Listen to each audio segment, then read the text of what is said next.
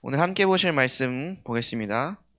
오늘 큐티 말씀입니다. 누가복음 22장 54절에서 62절 말씀입니다. 누가복음 22장 54절에서 62절 말씀입니다. 네. 여러분들이 전사님이 한 구절, 그리고 여러분들이 한 구절 이렇게 교독하도록 하겠습니다. 예수를 잡아 끌고 대제사장의 집으로 들어갈새 베드로가 멀찍이 따라가니라. 뜰 가운데 불을 피우고 함께 앉았는지라.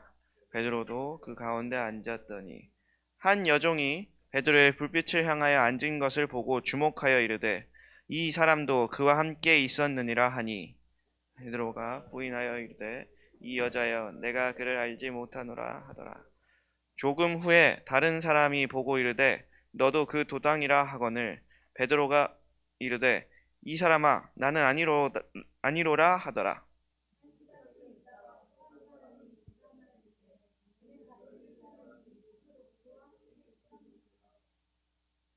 베드로가 이르되 이 사람아 나는 네가 하는 말을 알지 못하노라고 아직 말하고 있을 때 닭이 곧 울더라.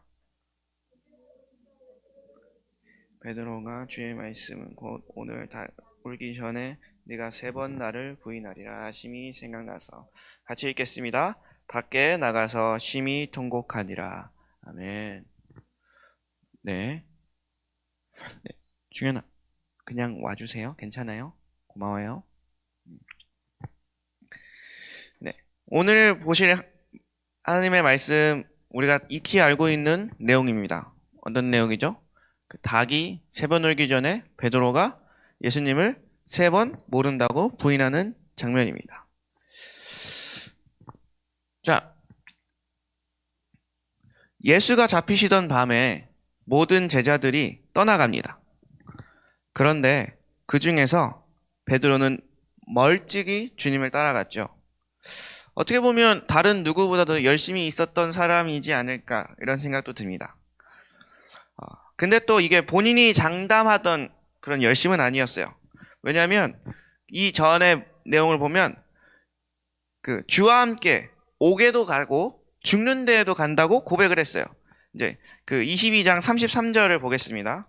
22장 33절. 네. 우리 앞에 큐티 본문에서 잠깐 나오는데, 네. 누가복음 22장 33절이요. 네, 같이 읽겠습니다. 그가 말하되 주여 내가 주와 함께 옥에도 죽는 데에도 가기를 각오하였나이다. 그 다음 구절 보시면 이르시되 베드로야 내가 내게 말하노니 오늘 닭 울기 전에 네가 3번 나를 모른다고 부인하리라 하시니라. 네. 33절에 베드로가 뭐라고 고백했죠? 주와 함께 옥에도 가고 죽는 데에도 간다고 고백했던 그 사람이 실제로 예수님이 잡히시고 나니까 네, 멀찍이 쫓아가게 됩니다. 네, 여러분도 주님을 뜨겁게 만났던 때가 있나요? 혹시 주님께 정말 내 생명을 다 바쳐 주님을 따르겠습니다 라고 고백을 하셨나요? 혹은 이제 고백할 수 있게 되기를 기대하시나요? 혹은 그런 상황에 있었다면, 그 전에 있었다면 지금은 그 고백에 아직도 동일하게 있으신가요? 아니면 반대로 이제 이 이야기들을 보면서 역시 사람이 못 지킬 말은 뱉으면 안 돼. 막 이런 식으로 생각하면서 역시 나는 못할 걸 뻔히 알아서 주님께 이런 고백은 드릴 수가 없지. 막 이런 식의 생각을 하고 있진 않은가요? 네. 오늘 본문 말씀은 베드로가 예수님을 부인하는 장면이죠. 자, 이 일이 언제 일어났을까요? 베드로가 예수님을 부인하게 된 이 일이 언제 일어났을까요? 바로 주님과 멀찍이 있을 때입니다. 예수님이 잘 나가고 예수님과 오실 때 엄청 좋을 그때는 예수님과 찰싹같이 붙어서 막 같이 돌아다니고 같이 먹고 같이 기적도 경험하고 여러 가지를 많이 했어요. 근데 주님과 멀찍이 떨어지고 나니까 이제 이 사람 저 사람 다 달라붙어가지고 너 이런 애 아니냐 저런 애 아니냐 막 이러면서 네, 흔들리기 시작하는 것입니다. 여러분 나는 그럼 지금 예수님과 어느 정도 거리에 있을까요? 여기서 보면 세 가지가 있죠. 아예 주님과 상관없이 거리가 완전 멀던가, 아니면 멀찍이서 주님을 따라가던가, 아니면 주님과 가까이 붙어있는 제자이던가. 우리는 어떤가요? 여기서 베드로가 왜 저 멀리에서 따라갔을까요? 왜 그렇다고 생각하세요? 베드로가 왜 저 멀찍이 따라갔을까? 일단 첫 번째로 무서웠지. 예수님이 어떻게 되는가는 궁금한데 또 자기도 잡히는 건 무섭고. 그래서 전도사님이 생각할 때는 예수님이 무슨 일이 터지면 이제 도망갈 준비가 되어 있는 거리인 것 같아요.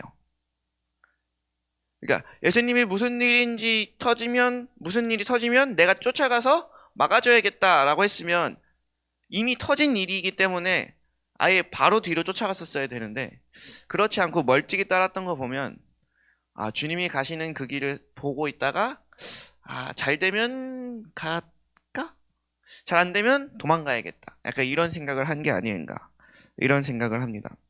왜냐하면 예수님과 같은 무리라고 생각되지 않을 만큼의 거리를 떨어져 있었던 거예요.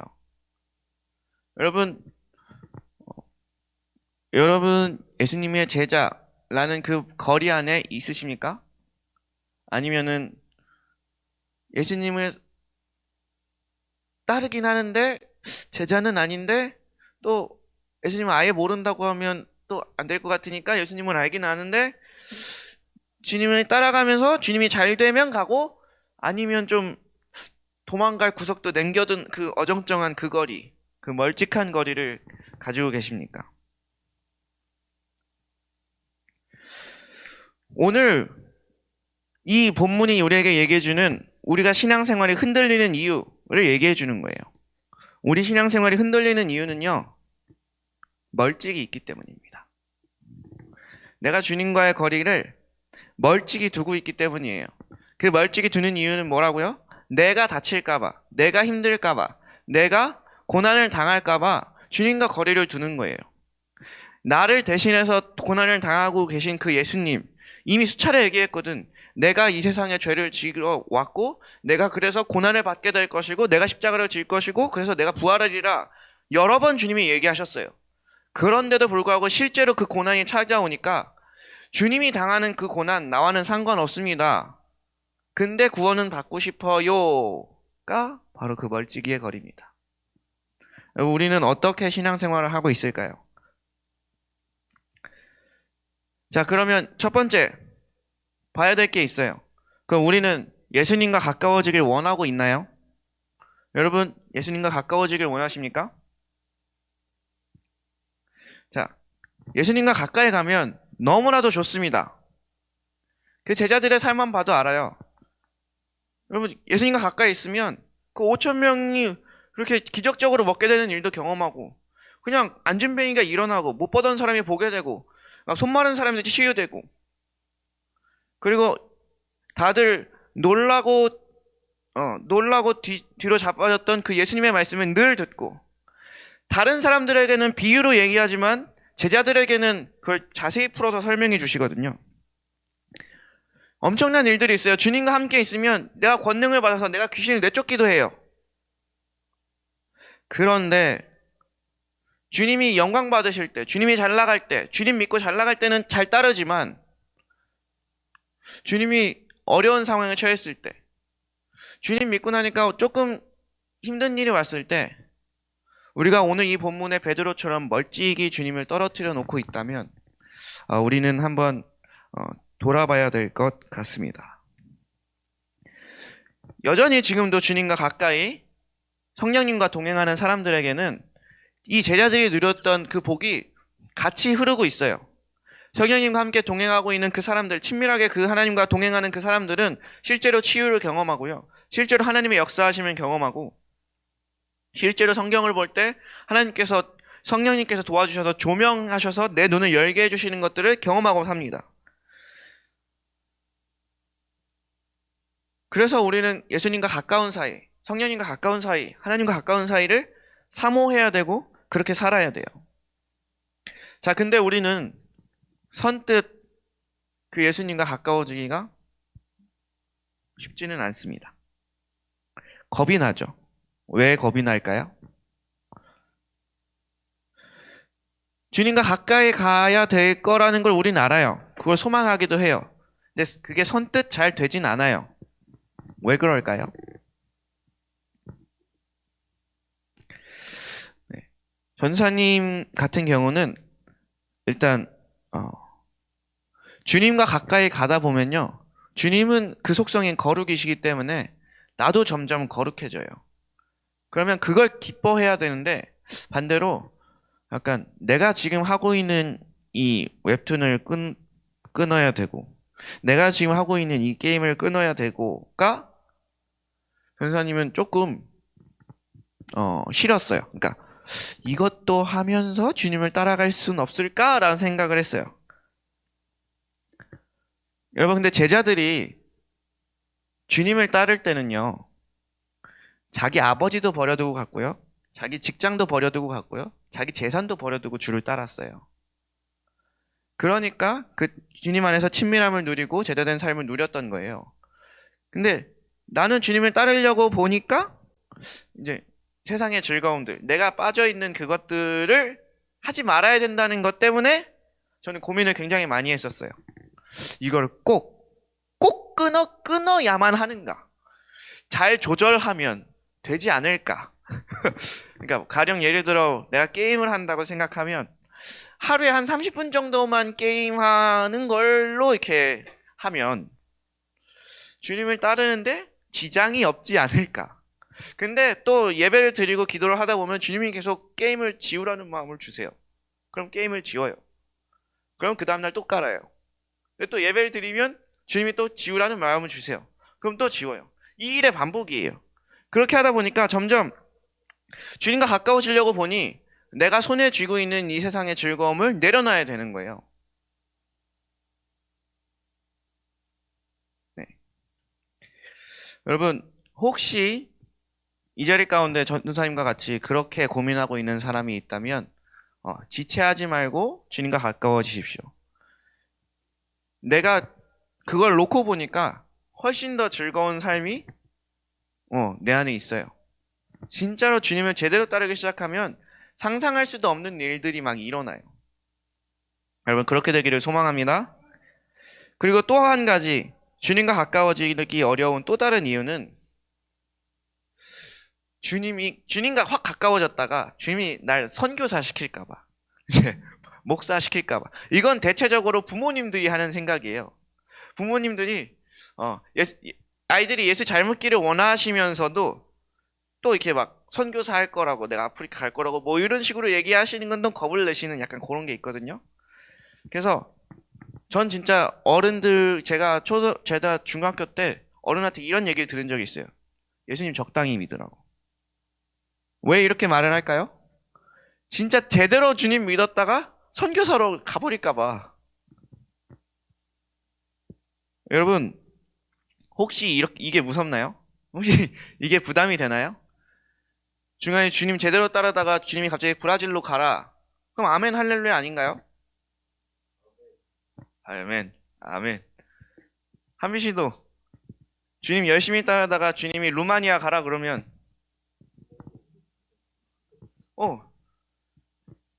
우리 미국에 있는 선교사들이 이 코리아 땅을 어떻게 찾아온 줄 알아요? 원래는 코리아가 있는지도 모르고 일본에 왔다가 중국에 갔다가 거기서 이제 거기 들어가려다가 어떻게 쫓겨나서 한국에 들어오기도 하고 막 이랬어요. 여러분, 근데 한 가지 기억하셔야 돼요. 우리는 주님을 너무 오해하고 있어요. 주님은 누구보다도 나를 잘 아시죠? 아멘이십니까? 그럼 나 자신보다 주님이 나를 더 잘 아시죠? 아멘이죠? 아멘이죠? 네, 주님이 나를 더 잘 아신다. 그러면 그분은 우리를 사랑하시기 때문에 우리가 할 수 있는 것만 우리에게 요구하십니다. 아멘? 네, 우리가 못하는 건 하라고도 안 해요. 우리가 할 수 있는 것만 우리에게 요구하십니다. 그리고 만약에 우리한테 우리가 할 수 없는 일을 맡기실 때는 그 일을 할 수 있는 능력을 주시고 하라 그래요. 만약에 지금 중한이한테 하나님이 갑자기 뭐 충청도 어디에 가가지고 교회를 세워라 라고 만약에 말씀하신다면 그 말의 뜻 안에는 주님이 그렇게 할 수 있는 능력을 주실 거라는 것이 포함되어 있어. 여러분, 우리는 주님이 우리를 막 부려먹을 것처럼 막 이렇게 생각하는 이상한 생각이 있어요. 여러분, 주님은 우리를 사랑하십니다. 그래서 우리에게 우리가 할 수 있는 것만 요구하십니다. 가까이 가도 우리가 겁내고 있는 그런 일은 안 일어나요. 오히려 가까이 가면 나한테 선교사 시키시면 어떡하지? 갑자기 나한테 신학교 가라 그러시면 어떡하지? 라고 생각을 주는 건 누굴까요? 바로 사마귀예요. 사마귀. 사탄마귀 귀신. 여러분, 오해하지 마세요. 주님은 우리가 할 수 있는 것만을 요구하십니다. 그래서 만약에 우리가 할 수 없는 일이 있거든 주님께 기도하면 주님이 그 능력을 주시는 거예요. 공부할 때 힘들잖아요. 그럼 주님이 이렇게 말씀하세요. 지혜 없는 자는 능히 주시고 후히 주시고 꾸짖지 아니하시는 그 하나님께 그 지혜를 구하라고. 여러분, 우리 주님은 너무나도 좋으신 분이에요. 가까이 가도 큰일 벌어지지 않습니다. 더 좋은 일들이 일어나요. 그럼 우린 이 두 가지를 결정해야 돼요. 일단 내가 쥐고 있는 이 세상의 즐거움보다 하나님께 있는 그 예수님께 있는 즐거움이 훨씬 크다는 것을 아셔야 돼요. 이걸 어떻게 아냐면 일단 먼저 가본 전도사님이나 목사님 같은 이런 먼저 가본 신앙의 선배들이 얘기하잖아요. 엄청 좋은 게 있다고. 일단 이걸 믿고 따라와 보세요. 그러면 진짜 경험하게 돼요. 여러분, 주님이 우리를 부르실 때 우리를 부려먹기 위해서 부르시지 않았습니다. 오히려 구원하시고 우리를 자유롭게 하기 위해서 주님이 우리를 부르셨습니다. 주님은 우리에게 뭔가 일을 시키시려고 우리를 부르시지 않으세요. 일단 1차적인 부르시면 너희는 나의 안에 거하라예요. 그러니까 우리는 잘못 이해하고 있는 게 많아요. 왜냐면 한국인들의 사랑 코드는 일일 경우가 많아요. 내가 이 사람을 사랑한다? 그럼 이 사람을 위해서 빨래를 해주고 이 사람을 위해서 요리를 해주고 이 사람을 위해서 뭘 해주고 뭐 해주고 뭐 해주고가 우리가 익히 생각하고 이제 한국인 정서상으로 생각해오는 그런 사랑의 코드이기 때문에 우리가 주님을 사랑한다. 내가 주님을 사랑해야 된다고 할 때 이 섬김 저 섬김 저 섬김 막 이렇게 해나가는 거죠. 네, 물론 좋습니다. 그런 섬김을 하는 것이. 그러나 주님이 1차적으로 우리에게 하신 부르심은 나의 안에 거하라는 거예요. 예수님과 함께 가까이 있자고 하시는 거예요. 그리고 우리가 그 하나님과 가까워지는 그런 세대가 됐으면 좋겠습니다. 아멘. 네. 태그 우리 모두가 주님과 가까이 친밀하게 살고 주님이 주신 능력으로 사는 사람. 성령님의 인도하심을 따라 성령님의 능력으로 사는 그런 세대가 되기를 소망합니다. 네. 제대로 주님 안에서 또 그 사랑의 관계 속에서 살아도 어려움은 찾아옵니다. 오늘 베드로도 제자로서 그렇게 잘못했던 거 아니에요. 근데 어려움은 찾아왔어요. 우리 또한 그럴 수 있어요. 예수님을 제대로 믿고 이제 신앙생활 제대로 해야겠다 생각을 하는데 어려움이 닥쳐올 수 있습니다. 고난이 닥쳐올 수 있습니다.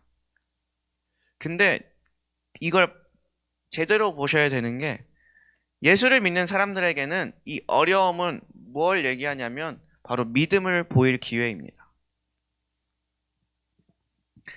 네.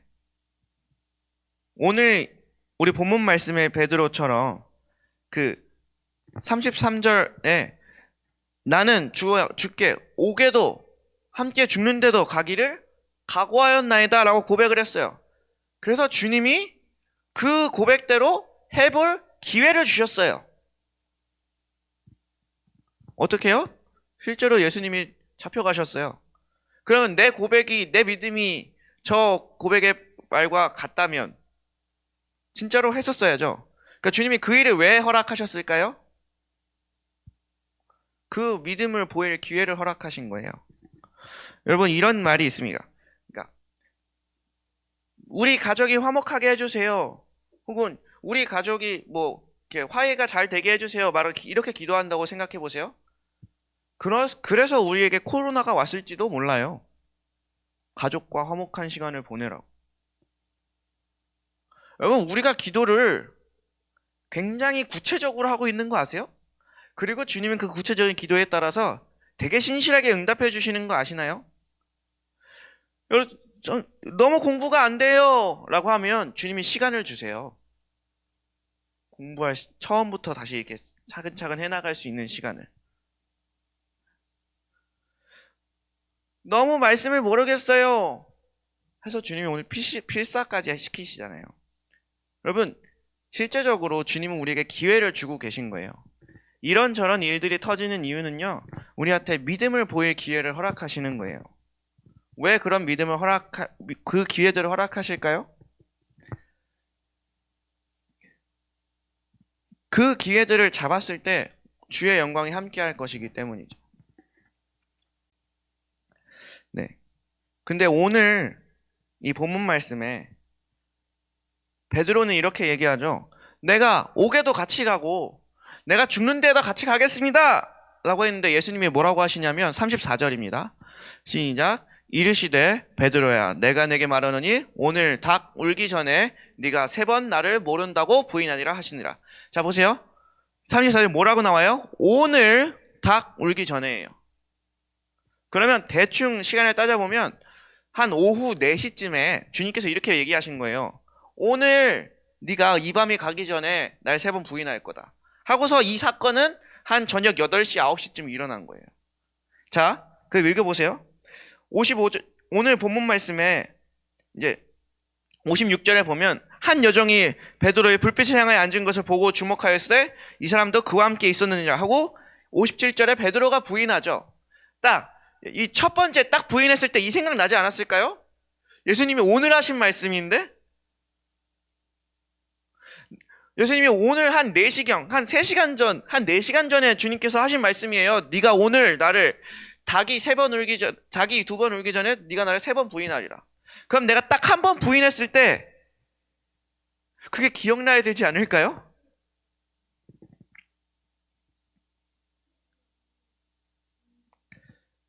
여러분, 왜 이렇게 됐을까요? 그렇게 해서 2번째 가보니까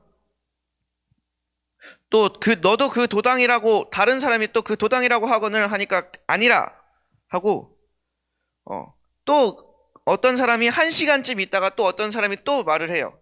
갈릴리 사람이니 참으로 그와 함께 있었느니라. 그러니까 60절에 베드로가 이렇게 말합니다. 이 사람아 나는 내가 하는 말을 알지 못하노라 하고 아직 말하고 있을 때 닭이 곧 울더라 라고 말을 하죠. 여러분, 왜 이렇게 일이 됐을까요? 아마 베드로는 중간에 기억났을지도 몰라요. 근데 중요한 건 뭐냐면 내가 지금 그걸 알았든 알지 못했든 지금 내가 여기서 주님을 부인하지 않으면 내가 죽을 것 같으니까 부인을 한 거예요. 여러분, 우리가 믿는 신앙은요, 내가 죽고 예수가 사는 삶, 갈라디아서 2장 20절 말씀을 우리가 늘 고백하며 살잖아요. 근데 실제적으로 진짜 우리에게 죽음의 위협이 다가왔을 때, 실제적으로 그 고난의 위협이 다가왔을 때 믿음으로 반응하기 쉽지 않습니다. 우리 알고 있잖아요. 네, 엄청 많이 넘어지고 있는 우리들의 모습. 근데 오늘 이 시간 우리 본문 말씀에 있어서 우리 마음이 따뜻해지는 이유는 우리 베드로 형님도 요러셨다는 거. 근데 이 베드로 형님이 어떻게 되셨어요? 나중에 네, 초대교회를 일으키는 사도가 됐어요. 여러분, 예수님을 향하여서 엄청나게 믿음의 고백을 할 수도 있어요. 근데 그 믿음의 한 것처럼 못 살아낼 수도 있어요. 내가 어제는 이제 게임 그만해야지 생각해서 게임을 지웠어. 근데 또 그 다음날 다시 게임을 깔았어. 난 왜 이것 하나 못하는 거야.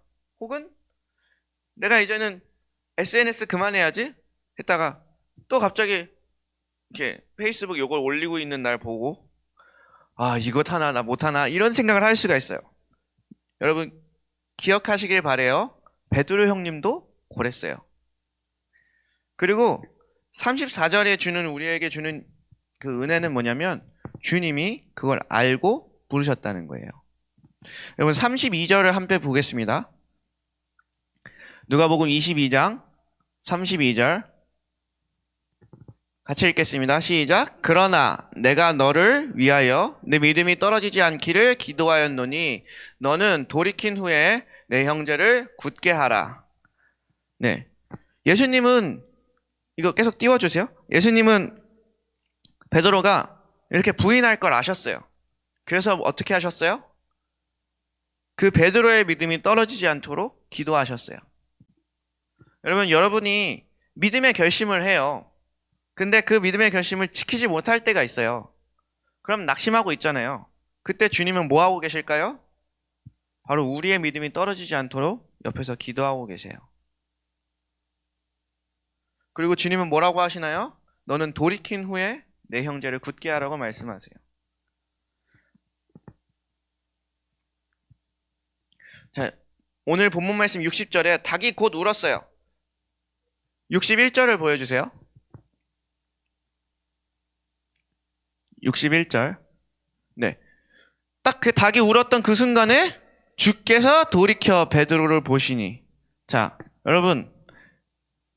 그렇게 예수님이 너 나 3번 부인할 거야 라고 말씀하시고 실제로 그 일이 벌어졌어. 그런 다음에 예수님하고 딱 눈이 마주쳤어. 베드로의 심정이 어떨까요? 여러분 그때 예수님의 표정이 어땠을까요? 베드로가 자기를 3번 부인할 거라고 말씀하시고 실제로 베드로가 날 3번 부인했어. 그래서 이놈의 새끼 하면서 이렇게 째려보고 있었을까요? 그러면 그렇지 하고 보고 계셨을까요? 네, 우리 예수님은 사랑의 눈으로 보고 계셨을 거예요. 그게 왜 그럴 수 있냐면 32절에 이렇게 나와요. 32절에 이미 알고 계셨어요. 그래서 그 주님은 베드로를 위해서 기도하셨어요. 여러분 기억하시길 바랍니다. 우리가 죄를 진짜 반복해서 계속 짓다 보면 이런 생각이 들어요. 아, 주님이 날 싫어하고 계시겠구나. 아, 주님이 나한테 뭐라고 하시겠구나. 아, 주님께 혼나겠구나. 자, 오늘 베드로가 한 이것보다 우리가 더 큰 죄를 짓고 있나요? 여러분 예수님은 지금 핍박당하고 죽으러 가고 있는데 그 바로 앞에서 예수님과 별로 떨어지지도 않았어요. 그 바로 앞에서 나는 예수 몰라요. 나는 예수 몰라요. 하고 있는 그 사람도 예수님은 화난 눈빛으로 보고 계시지 않았다는 거예요.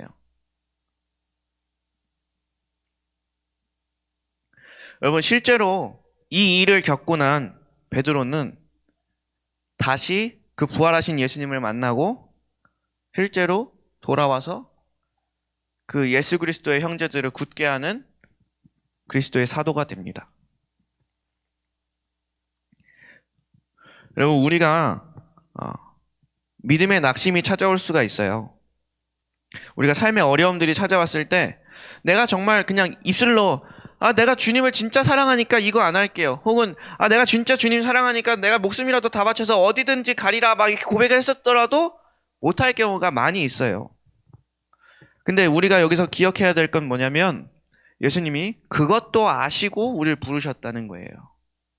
베드로가 이렇게 넘어지고 이렇게 힘들어하고 여기서 또 낙심할 걸 아시면서도 우리 베드로를 그리스도의 제자로 부르신 거예요.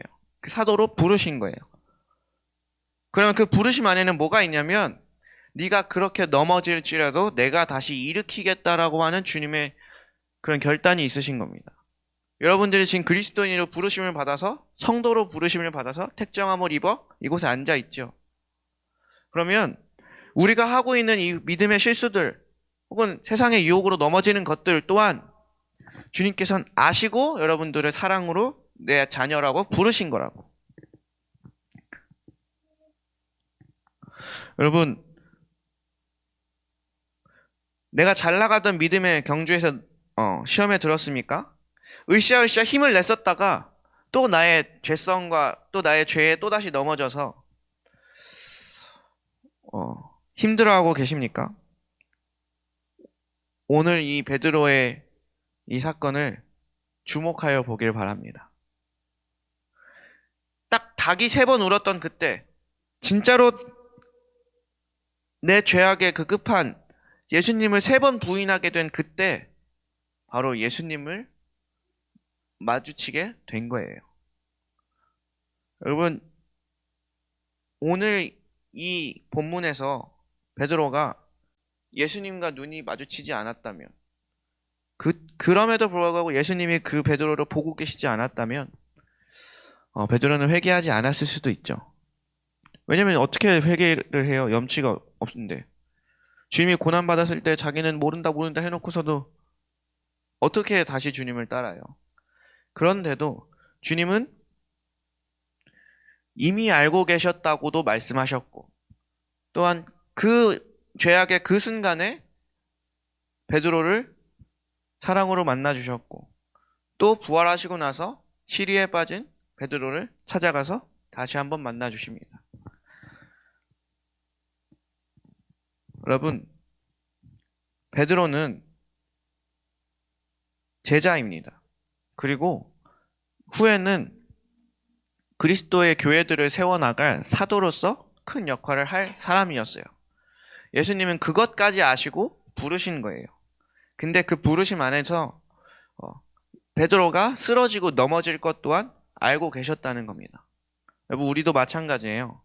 지금 우리가 하나님의 사랑하는 자녀로 예수 그리스도의 제자로 부르심을 받은 사람이라면 우리가 낙심하지 않을 수 있는 이유는 우리가 그 죄악의 순간에도, 우리가 또 넘어지는 그 순간에도 주님은 이미 아시고 우리를 위해 중보하고 계십니다.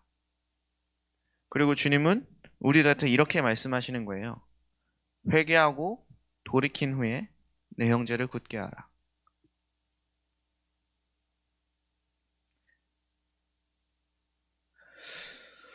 오늘 베드로처럼 혹시 죄의 한복판에 계신 분이 계십니까? 혹시 열심히 달려다가 열심히 믿음의 경주를 하다가 시험에 들었습니까? 네, 예수님께 주목하십시오.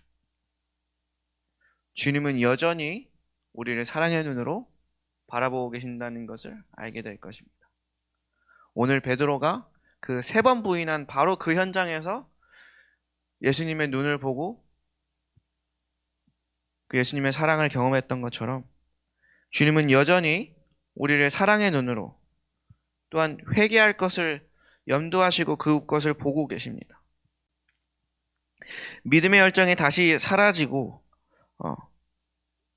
내가 낙심하여 넘어진 바로 그때가 주님의 사랑을 제대로 만날 기회입니다. 절호의 찬스입니다. 여러분, 혹시 지금 코로나로 인해서 내 생활이 많이 무너져가지고 뭐라도 좀 해봐야겠다 하다가 또 귀찮아서 안 하고, 뭐라도 좀 해봐야겠다 해도 귀찮아서 안 하고 라고 할지라도, 네. 그래서 나 자신에 대한 회의가 많이 들잖아요. 제가 실제로 방학 때 중국에 있으면서 이제 오랫동안 방을 안 나간 적이 있거든요. 그러니까 그때 뭐 했는지 정확히 기억은 안 나는데 뭘 하다 보니까 그냥 방에서 한 5일 정도를 방을 안 나가고 계속 있었어요. 그랬더니 제 스스로 나한테 이런 생각이 드는 거야. 이래가지고 너 뭐 하고 너 지금 도대체 뭐 하는 거냐는 생각이 막 들면서 막 나를 엄청 자책하게 되더라고. 그런다 할지라도 주님은 여전히 우리를 사랑의 눈으로 바라보고 계십니다. 베드로가 제자일 때, 또 주님을 멀찍이 따를 때, 그 부활하신 주님을 아직 제대로 만나기 전까지는 실수도 하고 넘어지기도 했어요. 근데 주님은 그것도 다 아시고 베드로를 위해서 중보하셨고, 주님이 보셨던 베드로는 회개하고 돌이켜서 내 형제를 굳게 하고 있는 베드로를 보신 거예요. 여러분, 지금 여전히 그 하나님은 동일합니다. 여러분들이 지금은 이제 나이가 어리고 또한 할 수 있는 것도 많이 없고 이런저런 미숙함이 있어서 내가 도대체 뭘 해야 되나 이런저런 고민들도 많고 내가 이래가지고 주님께 어떻게 쓰임받나라는 고민들도 있을 수 있으나 주님의 그 부르심 안에는 후회함이 없다고 성경에 나와 있습니다. 베드로가 실수가 많고 정말로 주님을 3번이나 모른다고 했던 그 사람이지만 주님은 그를 사도라고 보고 사도로 만들어서 사용하십니다. 여러분, 이 은혜가 우리에게도 동일하게 있어요. 그럼 우리는 어떻게 해야 되냐?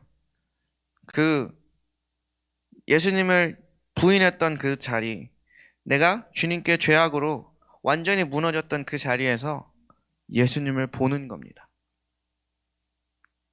그러면 예수님이 우리를 찾아오실 것입니다. 네. 이 시간 다 같이 한번 기도하겠습니다. 말씀을 생각하시면서 나는 주님과의 거리가 얼만큼인지, 혹시 멀찍이 떨어져 있지는 않은지, 아니면 가까이 있는 사람인지, 아니면 아예 주님과 상관없는 사람인지, 그것을 우리가 다시 돌이켜보기 원합니다.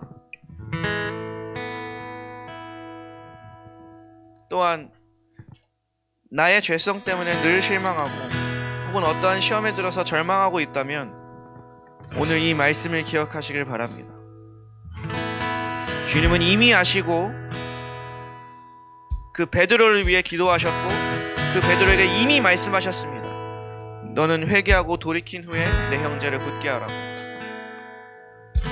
여러분, 내가 절망의 자리에 있습니까? 내가 실패의 자리에 있습니까? 그때가 바로 예수님을 볼 때입니다. 그때가 바로 예수님을 바라볼 때입니다. 이 시간 우리 다 같이 한번 기도하겠습니다.